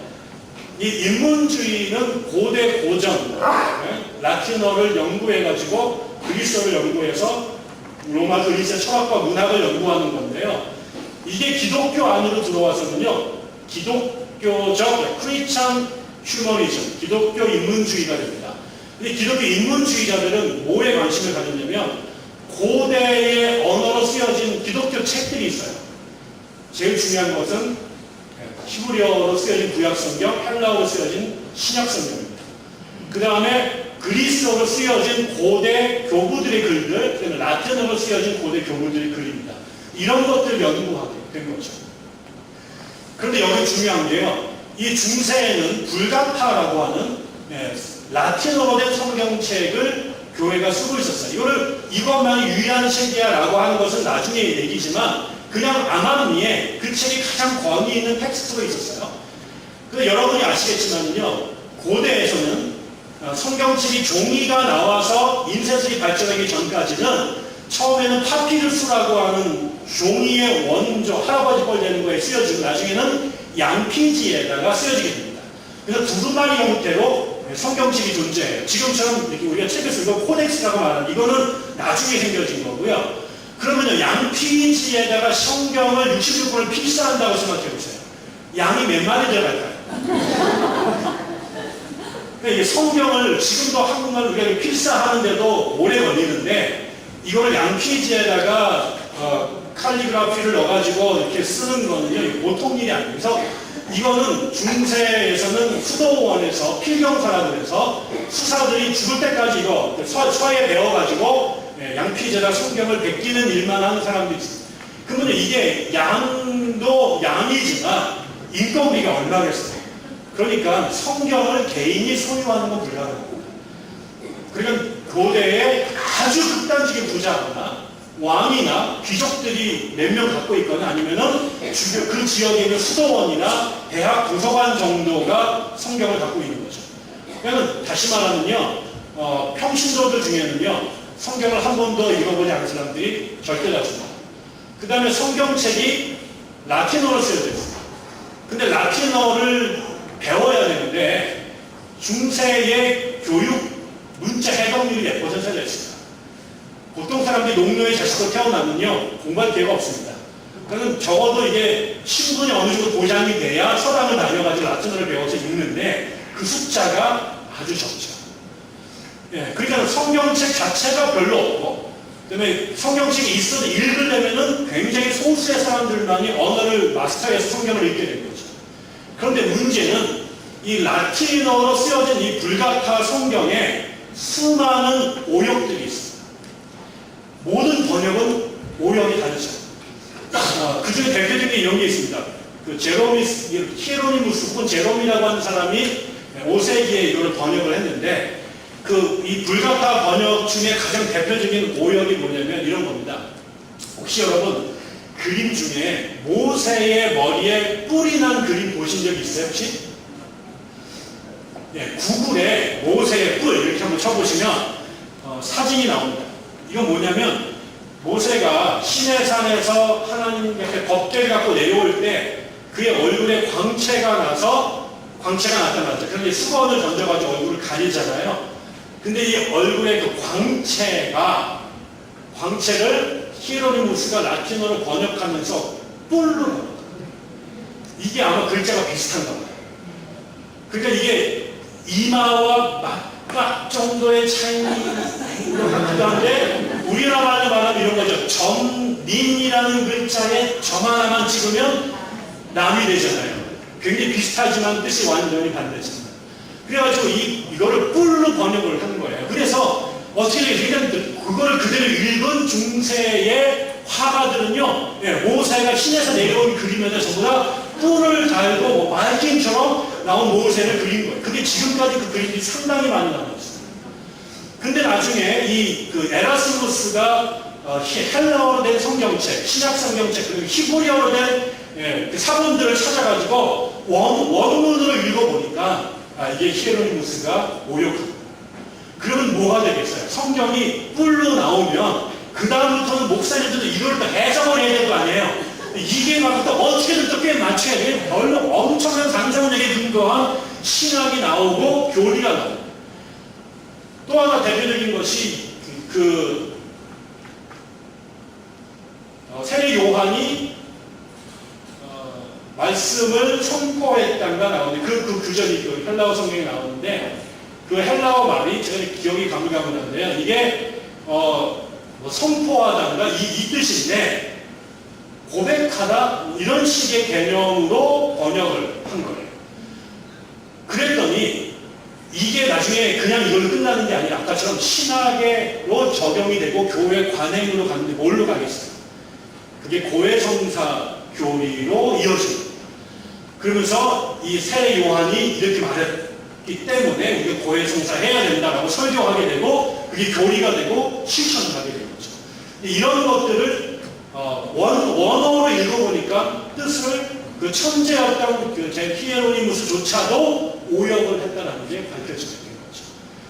이것을 이제 나중에 에라스무스가 알게 되고 에라스무스가 성경을 수많은 사본들을 모아가지고 헬라어로 된 신약 성경을 출판하게 됩니다.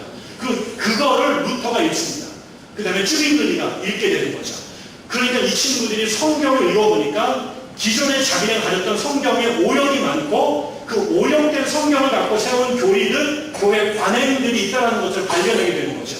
그래서 이제 이 에라스무스는 쭈링글리가 그 교회의 개혁을 어떻게 시작하냐면 성경 공부를 시작합니다. 누구랑 하냐면 가장 똑똑한 20대의 기라서 같은 청년들을 모아놓고 언더그라운드 성경 공부를 시작하게 되죠. 그 당시에 비엔나 대학, 그 다음에 바젤 대학에서 공부했던 콘라드 그레벨, 펠릭스 만츠 이런 친구들은 정말 어마어마한 수재들, 얘네들 데리고 히브리어로 헬라어로 불가타를 놓고 성경을 공부하기 시작하죠. 뭐라고 하겠어요? 여기 읽어봐. 해석해. 무슨 뜻이지? 근데 원전이 이게. 그 얘네들 이거가 무슨 뜻이지? 이러면서 빨갱이 쫙 여기에 청년들이 확 들어가고 그동안에 완전하다고 믿었던 성경책이 오역이 있구나. 그 다음에 교황님이 틀림없다고 성경에 근거한 거라고 말했던 우리의 교리들이 근거가 없는 것이고 우리가 냈던 기도, 헌금, 기도, 관행들이 성경과 상관없이 인간의 창작물이었구나 라고 이제 알게 되면서 얘네들이 이제 뭐 하게 됐어요? 교회에 가가지고 자꾸 손을 들기 시작한 거죠. 목사님께 설교하시면 그거 아니고요. 그러면서 이제 목사님 이거 히브리어 읽을 줄 아세요? 헬라어 읽을 줄 아세요? 이런 사람들이 나오기 시작하게 되는 거죠. 이 친구들이 확 뒤집어지기 시작합니다. 그게 이제 스위스의 종교개혁이 출발하게 되죠. 이러면서 16세기에 종교개혁이 벌어지게 됩니다. 아무래도 이거하고 끝날 것 같습니다. 느낌이. 제가 예상이 들었습니다.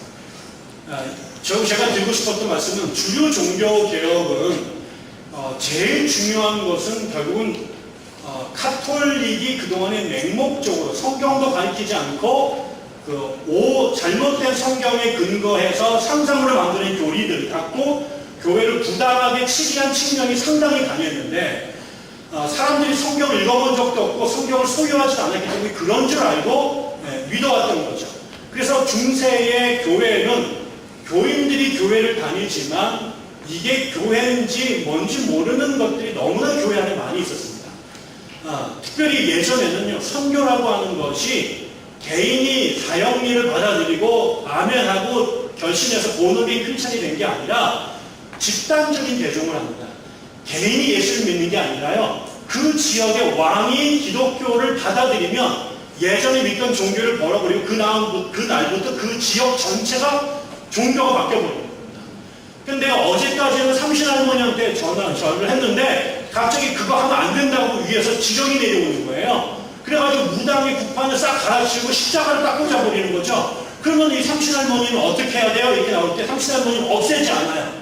어떻게 하냐면 삼신할머니에게 창씨개명을 시켜줍니다. 그래서 삼신할머니를 성안나라고 부르기 시작합니다. 그러니까 이 사람들은 종교를 바꾼 게 아니에요. 여전히 계속 삼신할머니한테 애를 낳아달라고 기도하는데 대신 이름만 삼신할머니에서 성안나라고 부르는 거예요.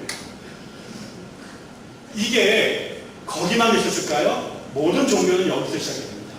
한국도 1000년 이상 믿어왔던 샤머니즘과 불교, 유교에 쩌들어있던 한국 사람들이 기독교 교회 안으로 들어오면서 이걸 다 털어내고 새로운 종교를 축을 갈아낀 게 아니에요. 이거는 그대로 들어오고 새로운 종교가 덧입혀지게 되는 거죠.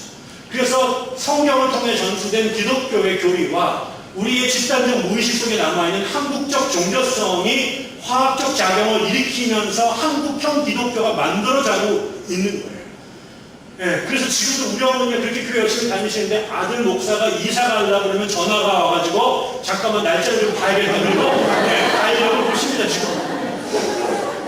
우리나라가 얼마나 웃기냐면 저희 돌아가신 오춘 고모가 우리나라 10대 무당에 들어가면 어마어마한 곳입니다. 제가 잘못하면 박수가 될 가능성이 무지 많았는데 이 고모가 지어준 이름이 제 이름이에요.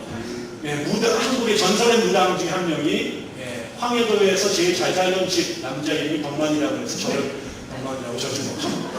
근데 이 분은요, 자기의 오빠가 친유교 목사고요, 자기 큰딸이 카톨릭 왕수녀예요. 지금 60이 넘었는데. 그리고 제일 사랑하는 조카가 목사가. 그런 거죠. 어느 날 저한테 전화가 와요. 야, 동만아, 우리 동네에 좋은 곳에 자리가 있는데 네가 교회를 개척 못하고 이게 전혀 이상하지 않은 동네가 대한민국인 거죠. 이게 완전히 짬뽕이 돼가지고 어디가 기독교고 어디가 무속인지 이게 안 되는 곳이 대한민국 기독교예요. 우리가 여름에 남녀특집 드라마 보고 맨날 귀신 나고 무당 구판 보면서도 전혀 거리낌이 없이 다 보잖아요. 이게 이제 우리 식인데 유럽도 그렇게 들어가죠. 그래서 아까처럼 토속신앙이 교회 안으로 들어와 있습니다. 예수님은 너무 멀리 계세요. 그래서 우리 삶에 필요한 여러 기능들을 담당한 수호 성인들을 만들어내게 되죠. 루터가 예수를 믿게 되는 컨버전하는 결심 중간에 지나가 집에 가다가 벼락이 떨어집니다.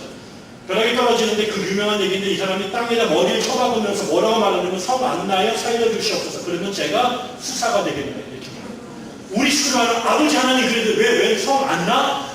그 성 안나가 자기 고향인 그 작센의 그 옛날 자기 살던 그 동네의 광산촌인데 그 광산촌의 수호 성인이 성 안나. 그러니까 자기 이야기는 근데 그게 아까 지금 토속 신앙이 개신 기독교로 창시되면 케이스. 농구 광부들의 시입니다. 이게 그랬던 거니까 거기다가 그 전통경에 나눠 있고 그 다음에 사람들은 글자를 모르고 성경은 출판이 되지 않고. 동네 사제들은 교육을 전혀 받지 않은 상태에서 라틴어를 모르는 애들이 주문 외우듯이 끼리엘레이종, 도나노비스타치 이런 거 몇 개 외워가지고 의례를 직접 왔으니까 성경으로부터 비롯된 기독교하고는 전혀 다른 버전의 그 민간 기독교가 존재했던 거죠. 이것을 뒤집어 엎은 것이 종교개혁이고 종교개혁은 구원이 사람의 공적이 아니라 하나님의 은총으로 된 것이다 라고 하는 이 교리를 전달해 주는 게 제일 중요한 목적이었고요. 그 교리를 전달해 주기 위한 방법으로 선택한 것이 예배가 아니라 성경이에요. 그리고 그 성경을 전하기 위한 방법으로 택한 것이 설교예요. 그래서 성찬식 중심의 카톨릭 미사를 없애고 여기다가 성례정하는 성찬대가 아니라 설교단을 세우고 목사가 설교하는 것이 예배의 중심으로 바뀐 거예요. 다시 말하면 개신교의 종교개혁의 알파와 오메가는 첫째, 교리적 측면에서는 인간은 죄인이라 절대로 스스로 구원받을 수 없으나 하나님이 주신 예수 그리스도의 대속의 공로를 통해 우리에게 구원이 선물로 주어진 것이다 라고 하는 이 캐리그마, 이거를 선포하는 것이 기독교 개신교의 뼈다구고요. 그것을 선포하기 위한 그것이 어디에 근거한 거냐면 성경이라고 하는 것에 그렇게 나와 있다는 거예요.